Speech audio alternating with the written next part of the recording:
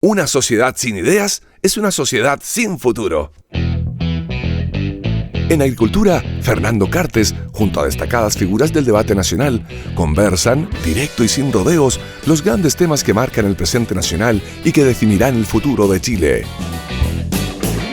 Ideas y sociedad, con Fernando Cartes.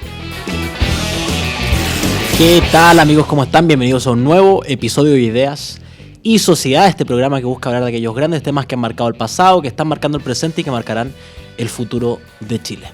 Y para eso, qué mejor que conversar con un catedrático de Historia Contemporánea, además traído desde la madre patria. Me acompaña el profesor doctor Ricardo Martín de la Guardia. ¿Cómo está?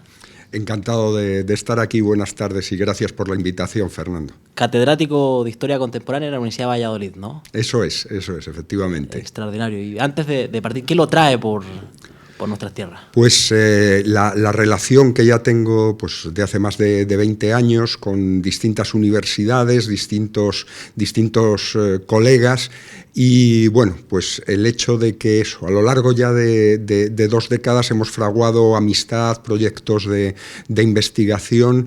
Y en este caso, pues he venido, 15 días precisamente para dar algún seminario en centros universitarios de aquí de Santiago. Extraordinario. Oiga, en este programa en general buscamos acercar la discusión contingente y evaluarla también con cosas que ya hemos vivido, evaluando el pasado, recordándolo, no olvidándolo.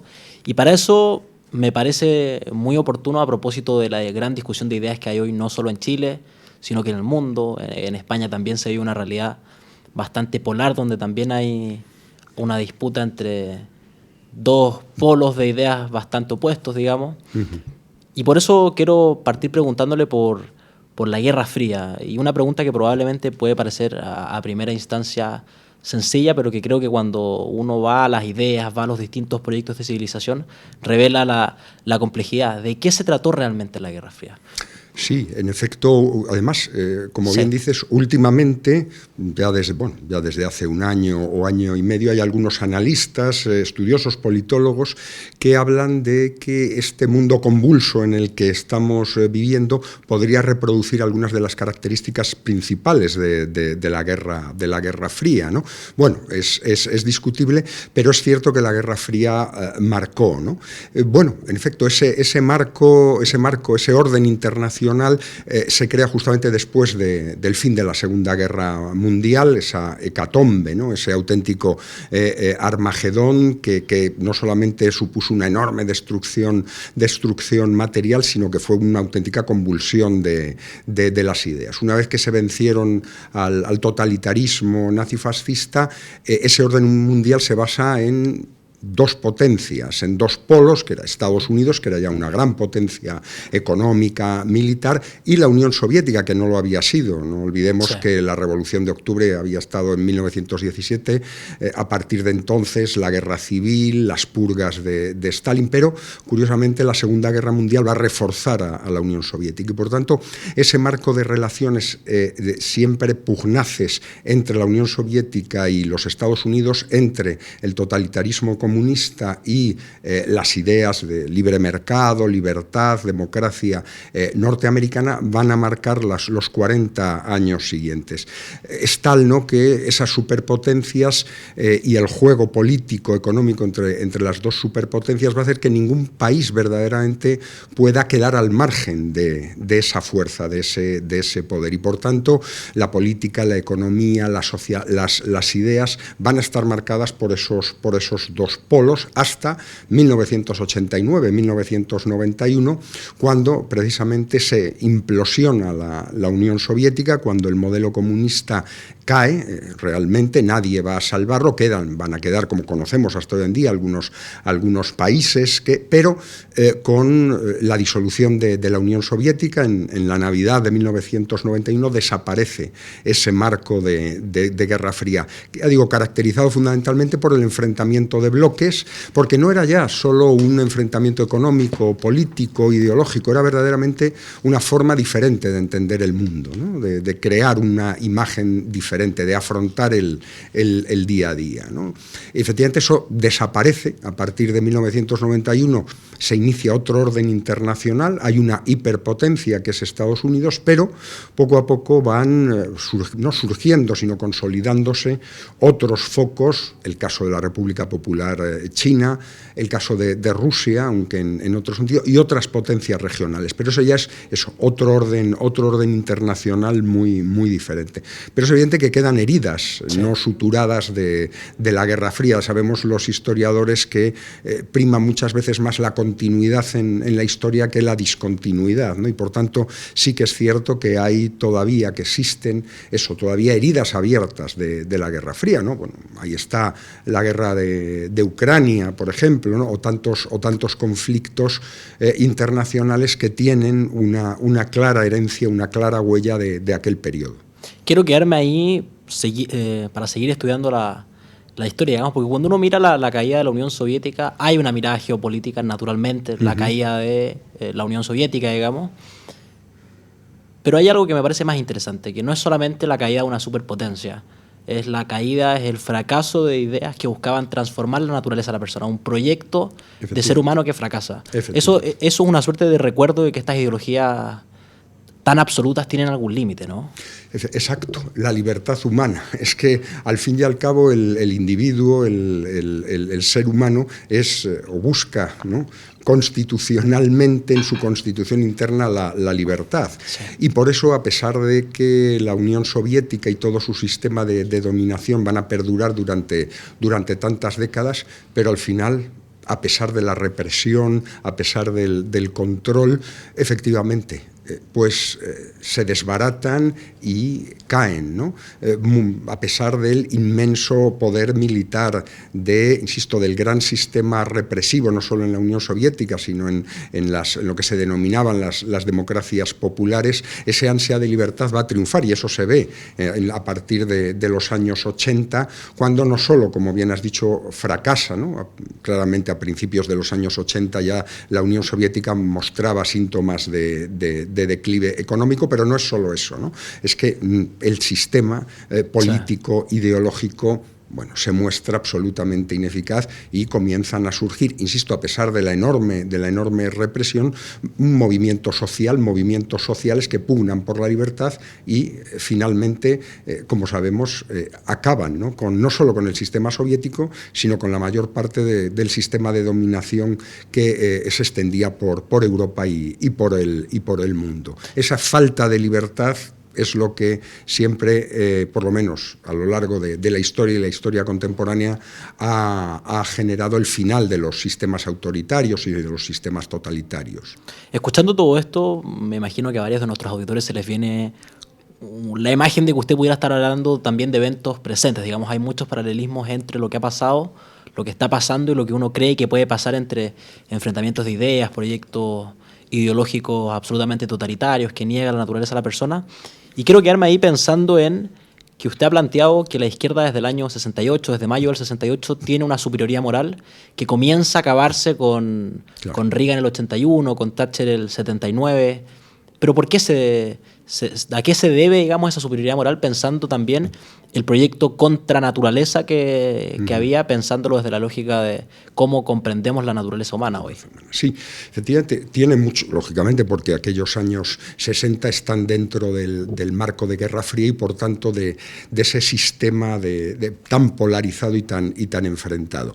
Es verdad que desde el proceso revolucionario ruso, claro, y soviético, si pensamos una vez que el totalitarismo fascista en general queda derrotado, la Unión Soviética y lo que supone la Unión Soviética va a ser una suerte de faro en el que van a mirar los movimientos de izquierda de todo el mundo, ¿no?, a pesar luego de las diferencias que haya.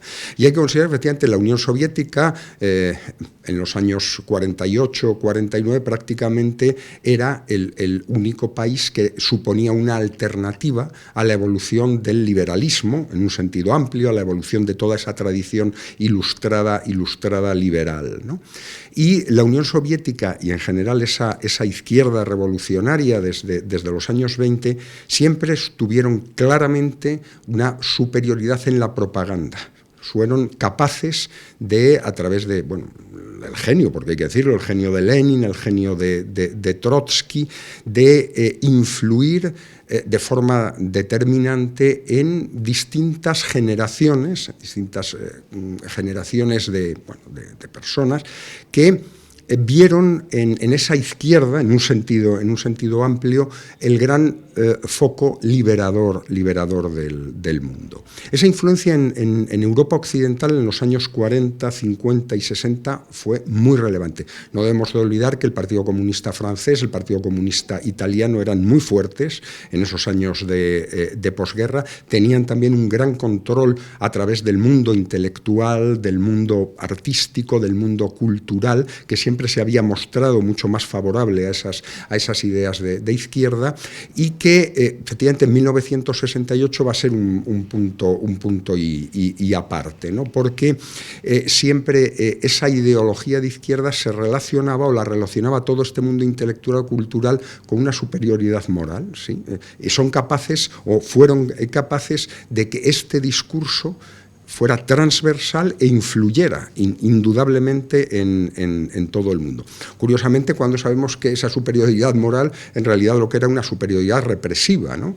En los años 68 ya se había producido en 1956 los acontecimientos de Hungría, una auténtica represión. En 1968 la represión en Checoslovaquia, pero en cambio queda en buena parte de la intelectualidad y en buena parte de la juventud esa idea de la izquierda liberadora. Claro, conforme van a pasar los años y conforme se va viendo cómo ese sistema represivo, para poderse mantener, se va a hacer cada vez más represivo. Ahí están los estudios sobre todos los sistemas de seguridad y de inteligencia de los países comunistas. Claro, eso ya va a llegar un momento en que no se puede sostener, ¿no? ¿Por qué también? Porque efectivamente es muy relevante la llegada del nuevo conservadurismo, como se denominó. El caso de Margaret Thatcher en el Reino Unido, el caso de Ronald Reagan en Estados Unidos, pero también el caso, por ejemplo, de Helmut Kohl en la República Federal de Alemania. Toda esa generación piensa que, bueno, no hay que estar ponerse en esa situación de estar como por debajo de, sino todo lo contrario, ¿no? Es lo que dice Reagan. Bueno, ¿qué superioridad moral tiene, o qué superioridad económica, o qué superioridad política tenía la Unión Soviética a la altura de los años 90? Entonces se produce efectivamente ese impacto del nuevo conservadurismo, de esas ideas dentro del ámbito general de la derecha, que van a contribuir también, indudablemente, a la caída del muro de Berlín y al fin del totalitarismo comunista. Pero es verdad que incluso hoy en día, o incluso en estas últimas décadas, todavía los movimientos de izquierda, en un sentido general, muestran, ¿no?, ese discurso de superioridad, ¿no?, como si ellos fueran los que luchan más en contra de la desigualdad, a favor de la dignidad de la persona, cuando, bueno, no hay más que ver, ¿no?, como está Cuba, Venezuela o la República Popular China, ¿no?, para decir que, bueno, que, en fin, que esto es más que discutible. ¿Y qué es lo que produce, digamos, que tenga lugar esta superioridad moral, que evidentemente tiene algún punto de quiebre en algún minuto cuando la realidad termina por primar dentro de la cabeza de las personas? Pero ¿qué hay ahí? Hay un trabajo en lo que Gramsci denominaría como la superestructura. Me refiero a la cultura, digamos, como un elemento transformador que es previa a su conquista, antes de la del poder político, para marxistas, gramscianos, neomarxistas y otros. Efectivamente, has citado a Antonio Gramsci, sí. Y claro, la hegemonía cultural era fundamental. Él lo vio muy bien, ¿no? Yo creo que en este caso el pensamiento en general de derecha, desde el pensamiento liberal a la derecha clásica, ha sido, por supuesto, y es una de las tradiciones más potentes intelectualmente. Pero no ha tenido una correspondencia muchas veces con la práctica política. Sí. En la práctica política, los gobiernos de derecha o los gobiernos liberales, en un sentido amplio, se han preocupado mucho menos, cuando llegan al poder, de mantener y de fortalecer esos planteamientos a través de sus canales de difusión. Se han preocupado, y es lógicamente muy importante, por la economía, por dar estabilidad a los sistemas políticos, pero si no han despreciado, por lo menos sí que han dejado de lado el ámbito cultural. Parece que cuando hay que restringir económicamente o hay que restringir presupuestos, siempre la derecha, en un sentido amplio, lo hace en la cultura. Y es un enorme error, porque precisamente se deja en ese combate político a esa izquierda que tiene esa larga tradición de lucha y de combate ideológico, y de ahí que se haya mantenido y continúe en parte esa primacía de esa supuesta superioridad moral. Ya te digo, yo creo que es que efectivamente muchas veces no se compadece, no hay esa complementariedad necesaria entre el planteamiento, la filosofía política de derecha, en un sentido, ya te digo, un sentido amplio, y la práctica política cuando se lleva al gobierno, ¿no? Hay una menor preocupación por ese ámbito cultural, incluso a veces se deja a personas o a personalidades de la izquierda, porque a veces eso parece muy moderno o muy avanzado, ¿no? Estamos conversando junto a Ricardo Martín de la Guardia, catedrático de Historia Contemporánea de la Universidad de Valladolid. Nos vamos a una pequeña pausa comercial, no se despeguen de la sintonía de Radio Agricultura, que ya volvemos.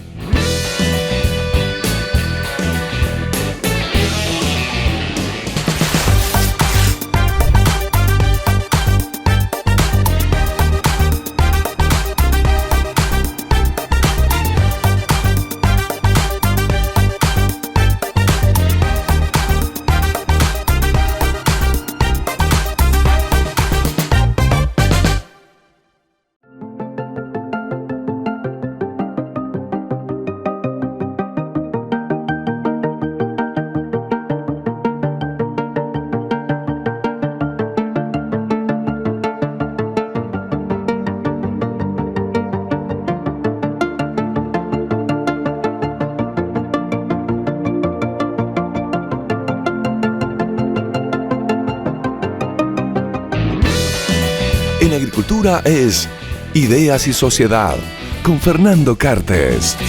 Ya estamos de vuelta en este segundo bloque de Ideas y Sociedad, conversando con el profesor de Historia Contemporánea, el doctor Ricardo Martín de la Guardia. Conversábamos a propósito de la Guerra Fría, esa disputa de ideas, de esos dos proyectos de civilización que se enfrentaron durante el siglo pasado y las aproximaciones que podemos entender desde el pasado hacia el presente con la realidad que hoy día vivimos en términos de ideas. Quiero volver al siglo anterior, digamos, quiero seguir conversando a propósito del siglo XX, esa disputa de ideas de cómo esos dos modelos de sociedad, digamos, tenían formas distintas de operar en la práctica.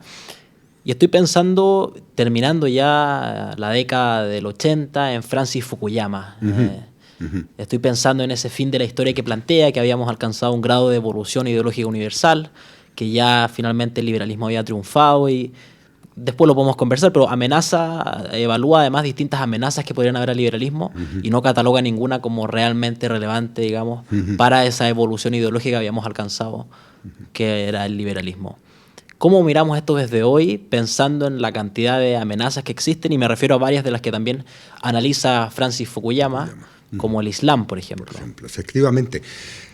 Claro, aquel primero el artículo en The National Interest y luego el libro de Fukuyama. Que el libro es el 89 y el artículo el 92, ¿no? Exactamente. Que tiene esa gracia, que es escrito previo a la caída del muro. Previo a la caída, claro, sí. Ahí sí que se anticipó verdaderamente cuando, muchos, ¿no? La inmensa mayoría de los analistas en esos años no pensaba que se iba a producir esa implosión de la Unión Soviética. Fíjate una anécdota que no es anécdota. Estaba yo en aquellos años estudiando en parte en Alemania.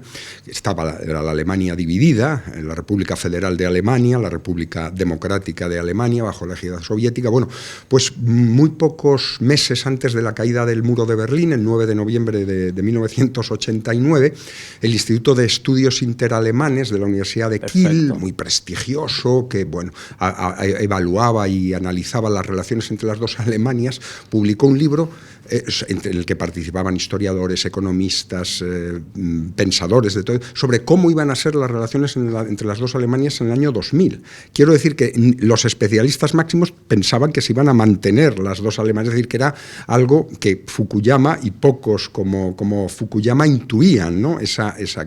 Pero, claro, era también el contexto, ¿no? Como Fukuyama, como buen hegeliano, que él lo reconoce, claro, pensaba que, en efecto, ¿no? Ese fin de los totalitarismos, en un sentido amplio, traería el triunfo del liberalismo en un sentido amplio, no tanto porque él no era inocente, ni mucho menos, es un gran analista, no tanto el fortalecimiento de las democracias rápidamente, sino esa idea liberal, etimológicamente hablando, en un sentido amplio, que era la que, como antes decíamos, de la que se imbuye el ser humano, ¿no? Y por tanto que efectivamente ese final de la historia, que luego tanto se le ha criticado, no era tanto el final de la historia como el final de una alternativa, bueno, como sabemos, totalitaria, ¿no? Sí. Pero, claro, Fukuyama no veía, claro, todavía en aquel momento, algunas de las amenazas que, por ejemplo, sí que vio en otro sentido Huntington en aquellos años, cuando hablaba del choque de civilizaciones, ¿no? Como muchas veces pues, las guerras, o los conflictos económicos o políticos, pues ocultaban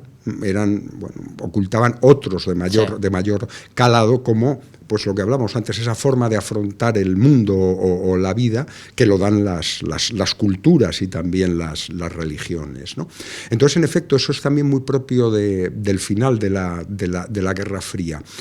Por un lado, efectivamente, desaparecen conflictos y desaparecen movimientos y estados totalitarios fruto de la Guerra Fría, pero, como decía antes, quedan heridas sin suturar y, además, como ocurre, ¿no?, a lo largo del devenir histórico, se incorporan también nuevos, digamos, problemas, nuevos desafíos para el mundo abierto, para el orden liberal en un sentido amplio, ¿no? Claro, el fundamentalismo, ¿no? El fundamentalismo islámico en aquellos años todavía no estaba, no se pensaba que iba a tener, como sabemos, no la fuerza que un tenía. gran porcentaje del islamista. Claro, digamos, efectivamente estaba desde el 79 la revolución islámica en Irán, pero bueno, con la guerra entre Irán e Irak, es decir, era un movimiento que no tenía todavía esa fuerza, ¿no? El chiismo y sobre todo el terrorismo islámico, que también, además, efectivamente, se va a extender en buena medida después, claro, de la disolución de la Unión Soviética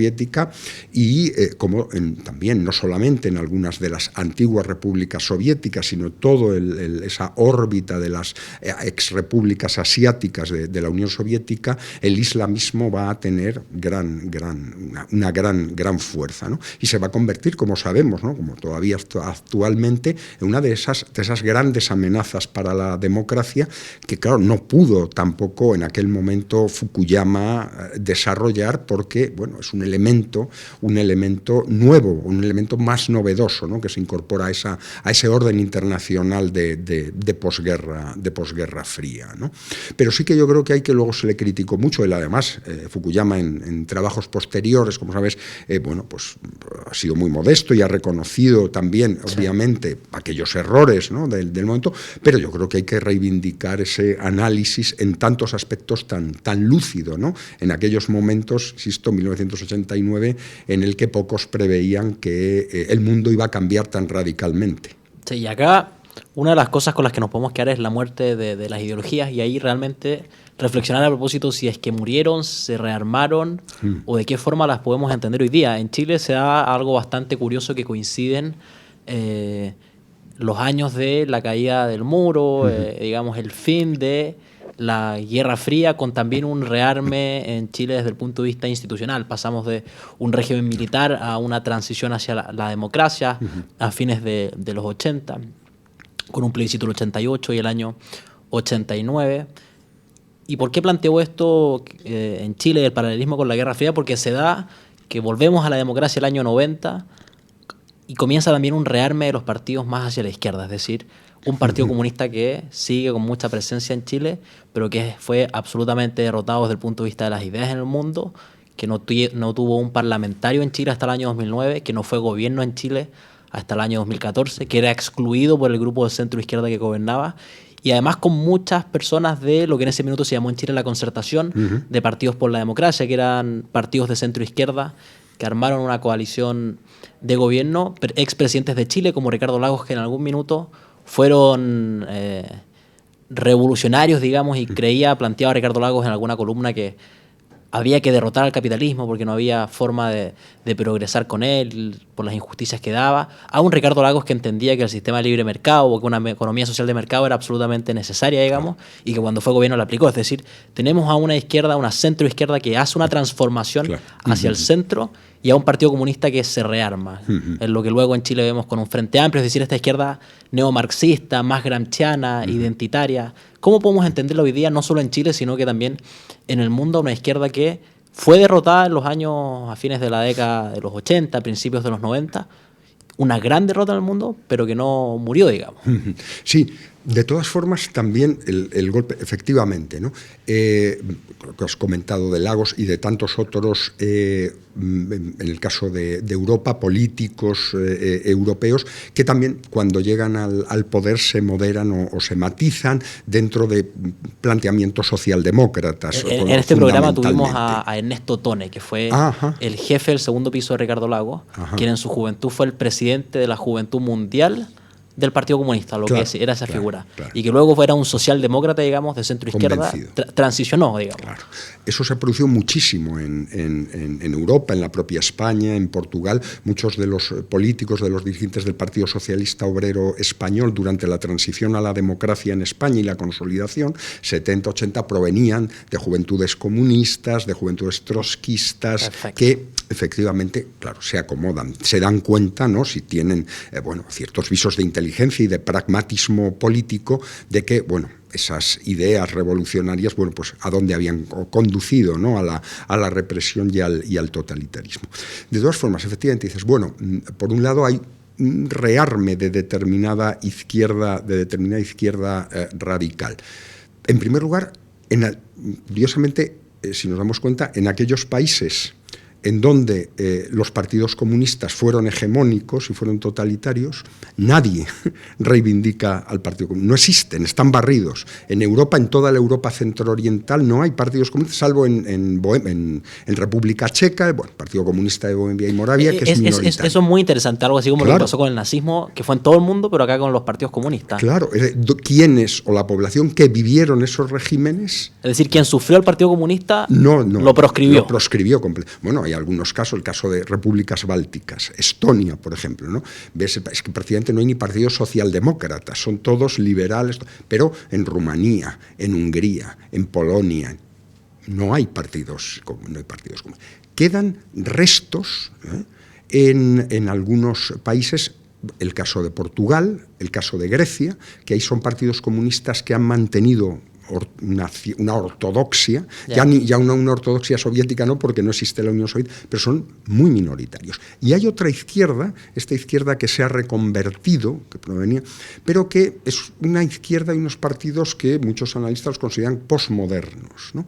En el sentido de que olvidan, por ejemplo, la lucha de clases, olvidan algunos de los principios más característicos del marxismo-leninismo para asumir pues el feminismo, la lucha ecológica, es decir, otro discurso que no es, digamos, tan duro y que tratan de acomodarlo precisamente para no perder todavía más fuerza, ¿no? Esa izquierda woke de la que se ha hablado en Europa, en Estados Unidos, etc.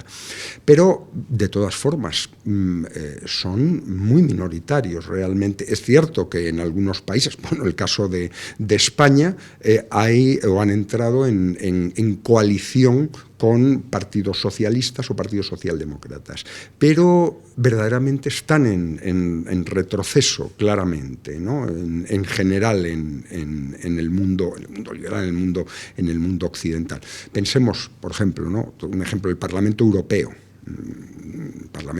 Prácticamente el grupo de izquierda, que lleva a tener, debe tener ahora como en torno a 30 diputados, de los más de 700, es decir, es incluso dentro de ese grupo parlamentario de izquierda, no hay partidos comunistas prácticamente como tales, ¿no?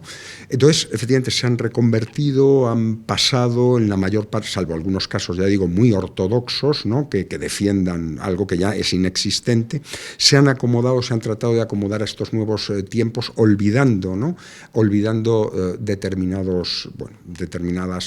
Se está produciendo un fenómeno también muy curioso, en algunos casos, que hay organizaciones de izquierda en Europa que precisamente están criticando toda esa deriva.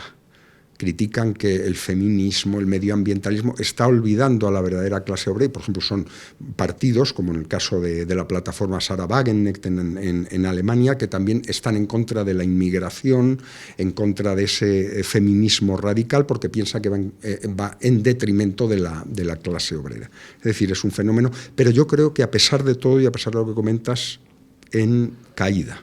Ahora, si uno mira España, Chile, digamos, nuestros países, el suyo y mi país, en Chile fuimos gobernados hasta hace 3 meses por un gobierno del Frente Amplio en conjunto con el Partido Comunista, un Frente Amplio que es una suerte de neomarxismo más gramsciano, identitario, más de élite, frente a un Partido Comunista que es ese Partido Comunista algo más ortodoxo, con presencia territorial.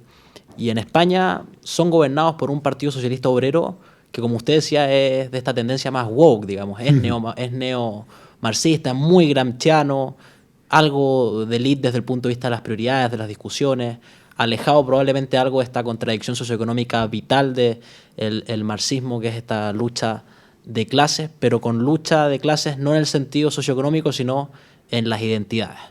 No ve que ahí haya un peligro avance, digamos, es decir, una vuelta de estas ideas en lo que algunos, y acá vamos a ir luego a esto desde el punto de vista geopolítico, pero que también dan inicio a una suerte de nueva Guerra Fría o una segunda Guerra Fría, como lo han planteado varios analistas. Sí. Bueno, en relación a lo que comentabas de España, efectivamente el Partido Socialista, es en principio un partido socialista de carácter de matiz socialdemócrata, bueno, con nuevo presidente ha cambiado bastantes, ha hecho efectivamente una derivada hacia la izquierda.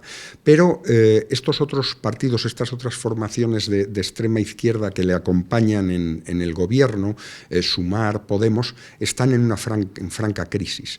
Si pensamos en las 4 últimas elecciones regionales que ha habido en a las comunidades autónomas en estos últimos meses, a 4 comunidades autónomas de España, prácticamente han quedado barridos, salvo un poco en Andalucía, en Castilla y León han tenido un diputado, es decir, están también en franco declive en el caso español, ¿no?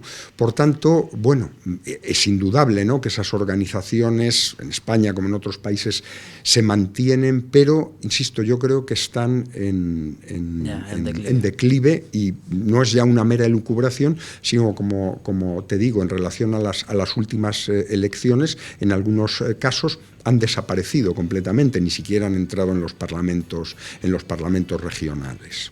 Estamos conversando junto al catedrático de la Universidad de Valladolid, Ricardo Martín de la Guardia. Nos vamos a una pequeña pausa comercial y ya volvemos.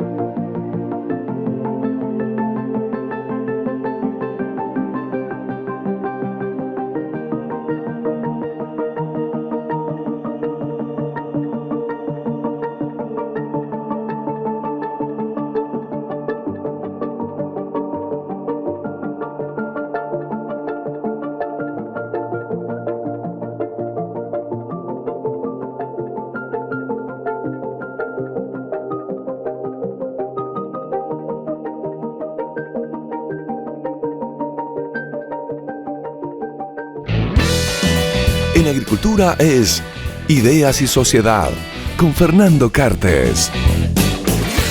Ya estamos de vuelta en este tercer y último bloque de Ideas y Sociedad, en una, al menos para mí, muy entretenida conversación junto al catedrático de la Universidad de Valladolid, don Ricardo Martín de la Guardia. Conversábamos de la Guerra Fría, de los paralelismos con el presente, tratando de entender el presente, de proyectar el futuro desde la comprensión del pasado. Y sabemos que la historia no se repite, pero rima. Y hay hoy día quienes hablan de que estamos frente a una nueva Guerra Fría, o más bien una segunda Guerra Fría. Se hacen estas dos distinciones pensando en que podría haber una suerte de continuación, o si bien estamos entre una nueva disputa de ideas a nivel global, donde son dos polos, o más polos a veces, los que buscan instalar una suerte de hegemonía. ¿Cómo lo ve usted? Efectivamente, yo creo que muy certero justamente lo que acabas de comentar, ¿no? Porque yo creo que hablar de una segunda Guerra Fría no es pertinente, en el sentido de que sería, pues eso, trasladar, ¿no?, los actores, la estructura de la sociedad internacional de la Guerra Fría a estos años. Y uno de los factores principales, que era la Unión Soviética y todo su mundo, todo su orden de dominación, ha desaparecido completamente. Por tanto, yo creo que sería forzarlo, ¿no? En este orden, que también algunos hablan de un orden gris, este orden convulso, indudablemente sí que hay elementos característicos de esa posible nueva Guerra Fría. ¿En qué sentido? En el sentido, otra vez, de la polarización existente entre muchos de los actores globales. Sí. Es decir, justamente cuando acaba la década de los 90, pues hasta la Segunda Guerra de Irak, se habló de cómo se reconfiguraba el sistema, y parecía que efectivamente iba a ir por otros derroteros, no, ni mucho menos tan polarizados.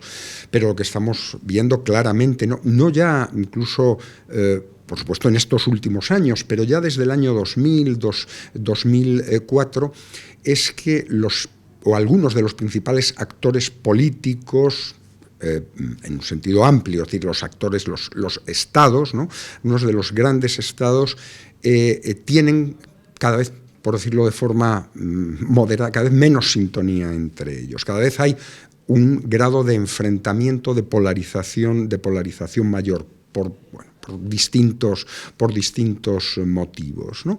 Es decir, pensemos como la Federación Rusa, ¿no?, la heredera en el derecho internacional, el Estado heredero de la Unión Soviética, durante los años 90 y parte de los primeros años del siglo XXI, tuvo una relación muy fluida con Estados Unidos, sí, el presidente Yeltsin, con la Unión Europea. Incluso Putin, en una entrevista famosa en Der Spiegel, en una revista alemana en 2002-2001, con Adam Michnik, le preguntó, ¿cómo ve usted Rusia? Rusia es Europa, forma parte de Europa. Pero pensemos, ¿no?, cómo ha cambiado esto. Es decir, esa suerte de cierta desintonía, de mayor entendimiento, digamos, ha desaparecido, y no solo por la guerra de Ucrania, no solo por la invasión rusa, sino también, por el poder inmenso, ingente que tiene, ¿no?, la República Popular China, ese control tan efectivo de una buena parte del sistema económico, esas inversiones, la ruta de la seda, China-África, se habla, ¿no?, los analistas ha comprado la deuda pública de Angola, ¿no? Quiero decir, hay otros actores, son actores similares a los de la Guerra Fría, sí, pero claro, en un contexto geopolítico muy diferente, completamente diferente. Entonces, Guerra Fría en el sentido de multipolarización entre esos distintos actores, pero en un contexto muy, muy diferente. Ahora, hay nuevas maneras también de comprender la disputa de ideas, la táctica de los distintos polos en el mundo. Y estoy pensando en una izquierda que hasta hace 40 años, si adoptaba a Gramsci, digamos, creía que la conquista del poder cultural era previa a la del poder político. ¿Qué pasaría si hoy día, digamos, viendo a China y la conquista económica que ellos hacen, hubiesen entendido que el trabajo en la estructura es determinante para la superestructura y para luego, digamos, poder hacerse del poder político? Estoy pensando en esta China que es denunciada internacionalmente por hacer dumping, digamos, que hace quebrar a distintas industrias a lo largo del mundo, muy potente económicamente, que ha llegado a gran parte del mundo, digamos, con su industria, con sus tiendas, con su comida, su cultura, y que esto además nos sirve como forma, digamos, o les sirve más bien como mecanismo de conquista también del poder cultural, pensando en que por medio del poder económico se hacen del poder cultural. No sé cómo ve esto, entendiendo esta nueva guerra fría a la que podríamos estar enfrentando. Sí, claro, el caso de China es muy, muy particular. Precisamente es uno de esos elementos, actores con los que se contaba de forma muy diferente en la Guerra Fría, ¿no? Y que en esta posguerra fría, en cambio, es determinante para la geopolítica mundial. Pero es un fenómeno muy curioso porque, si pensamos en todos los teóricos, toda la transitología, los especialistas en transiciones, hasta los años 80 se pensaba que no podía haber una transición a la democracia, no podía haber una transición política sin una transición económica. Pero claro, en China lo que se ha visto es que, o lo que se está viendo es que con el mantenimiento de la estructura totalitaria de poder sí que se ha podido llevar a cabo una enorme transformación económica, que eso ha roto todo. Parecía que esas transformaciones económicas, por lo menos pensemos en el cono sur iberoamericano, en la península ibérica, siempre las transformaciones económicas generan cambio social y una transformación política. En China no. Así se está haciendo una profunda transformación económica, hay también un gran cambio social, pero el sistema represivo continúa, ¿no? Sí. Continúan los laogai, los campos de reeducación, la represión sobre determinados sectores, sobre todo sociales o étnicos en el norte de China. Es decir, es un fenómeno preocupante, inquietante a ese respecto, ¿no? Una gran potencia con una enorme capacidad, incluso ahora ya, como sabemos, también progresivamente una capacidad militar, ¿no? Hasta los años 80 no se había preocupado de eso. Ahora ya también se está convirtiendo en una gran potencia militar, ¿no? Con lo cual, en efecto, es un actor muy inquietante por el predominio, la hegemonía, el predominio mundial, ¿no? que puede llegar a tener, y como bien dices, muchas veces rompiendo con o no teniendo en cuenta, bueno, pues los criterios de la Organización Mundial del Comercio, por supuesto de los derechos humanos, etcétera, etcétera, ¿no?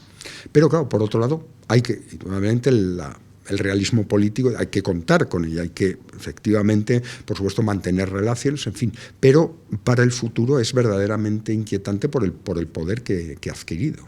Ahora, si entendemos esta conquista del poder cultural fuera, digamos, de China, hacia el resto del mundo, ¿no es una forma, digamos, de conquista cultural ir haciéndose el poderío económico como lo están haciendo hoy día? Estoy pensando en los malls chinos, en la comida, estoy pensando en el conjunto de cosas, digamos, que también son determinantes en la cultura.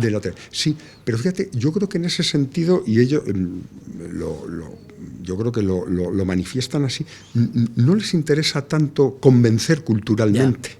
Estas son preguntas que yo hago fuera de pauta, digamos, es claro, de inquietud. No. Además, hay una sensación de superioridad en algún sentido, igual que en siglos pasados el eurocentrismo, ¿no? Pues de esa superioridad que muestran o que manifiestan, y por tanto es que no les interesa a ese respecto, yo creo, esa conquista cultural.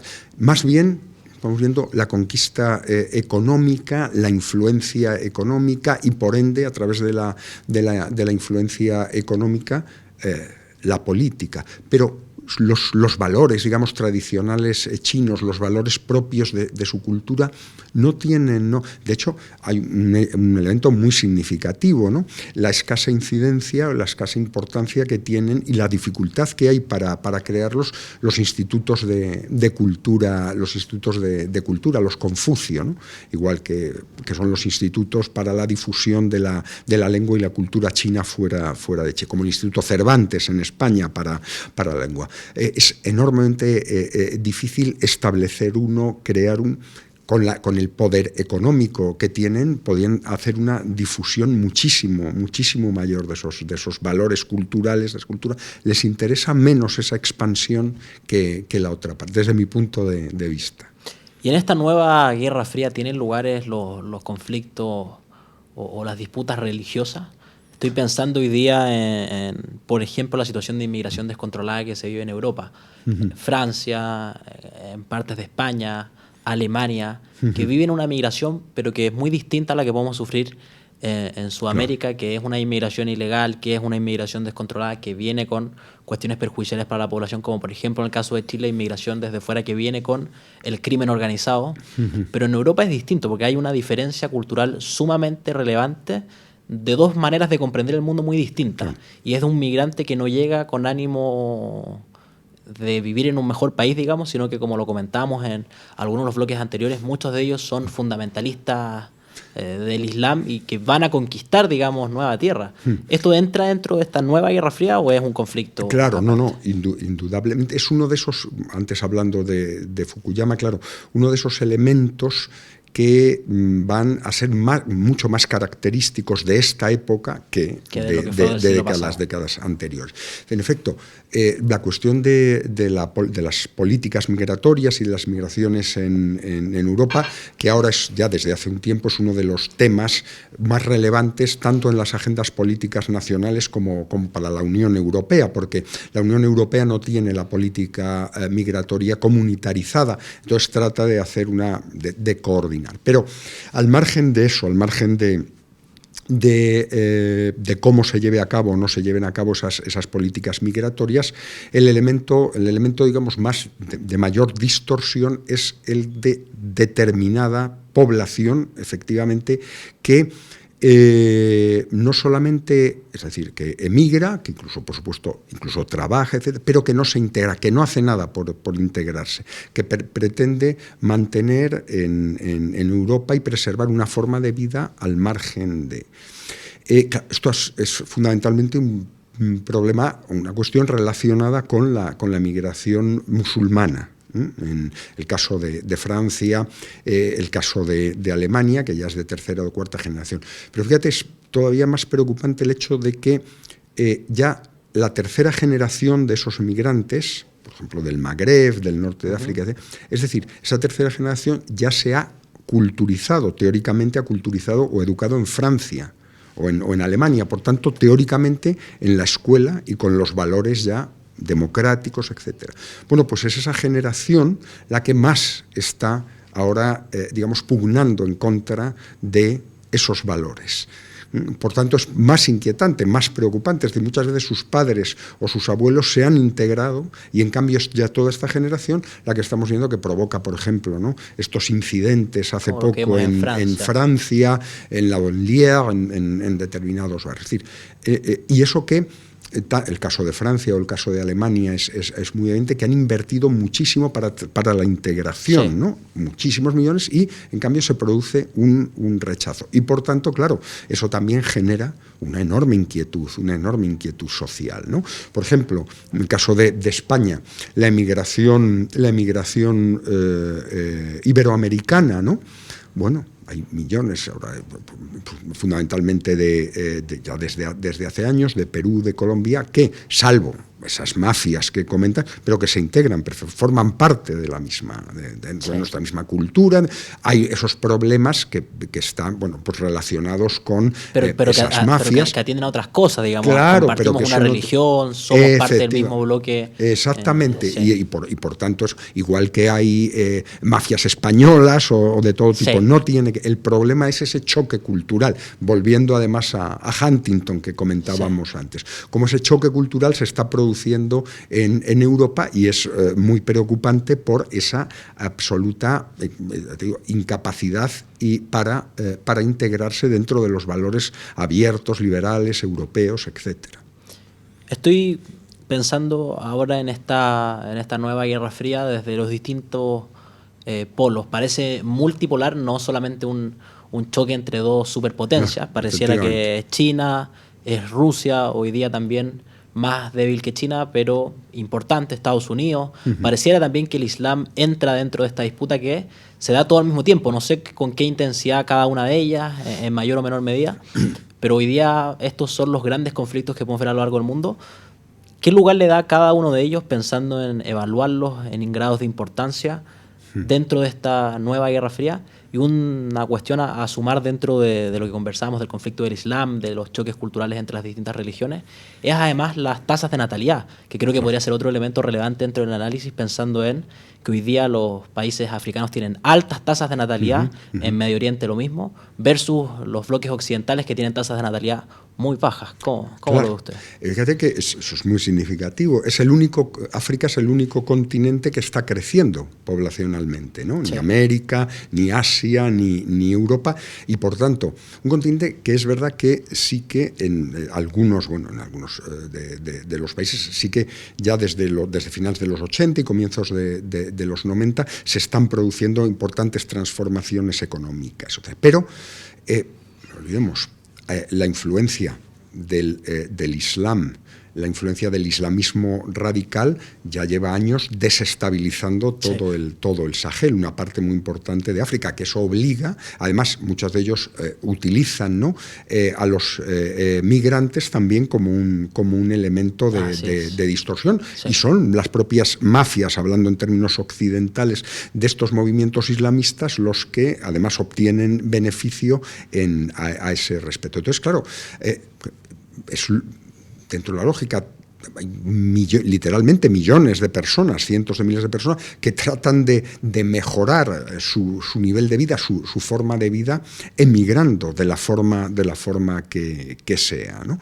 Y eso también tiene esa contrapartida del descenso de la natalidad en Europa, ¿no?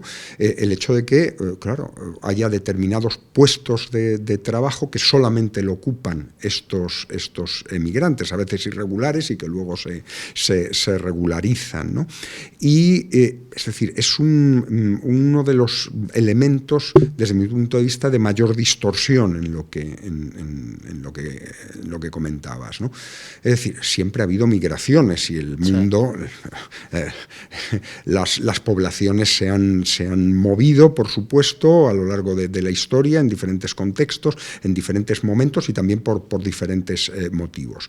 Pero, hombre, justamente la capacidad regulatoria, ¿no?, de control, yo creo que es exigible a los estados, precisamente porque sí, es necesaria una migración para determinada mano de obra, pues, como ha sido siempre a lo largo de la historia, pero lo que fallan son esas políticas de control, esas políticas. Hay un exceso de buenismo, ¿no?, por decirlo así, en las políticas europeas, y eso que ha generado que una parte de la población europea se haya radicalizado también políticamente. Es decir, que, claro, hay un hastío, como algún autor dice, ¿Qué es lo que ha pasado acá, digamos, de una xenofobia visceral por parte de las personas? Es decir, muchas veces esas políticas buenistas que pretenden, lo que generan es todo lo contrario, provocan una mayor xenofobia, que además, desgraciadamente, luego va en contra muchas veces de una población que es la que trabaja y la que población produce. Migrante que trabaja. Claro. Y viene, con lo cual, por eso digo, son necesarias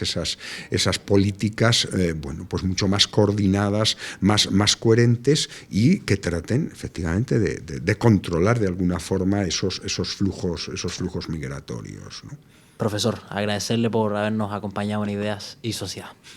Ha sido un auténtico placer, muchísimas gracias, y hasta la próxima. O sea, a ver si nos veremos en su próxima visita a Chile o en alguna visita a España. Perfecto. Y a ustedes no se despeguen de la sintonía de Radio Agricultura, que continúa la programación, y nosotros nos vemos el próximo sábado a las 20 horas. Chao, chao. En Agricultura fue Ideas y Sociedad con Fernando Cartes, una conversación directa y sin rodeos de grandes temas que marcan el presente nacional y que definirán el futuro de Chile. Producción: Antonia Galilea.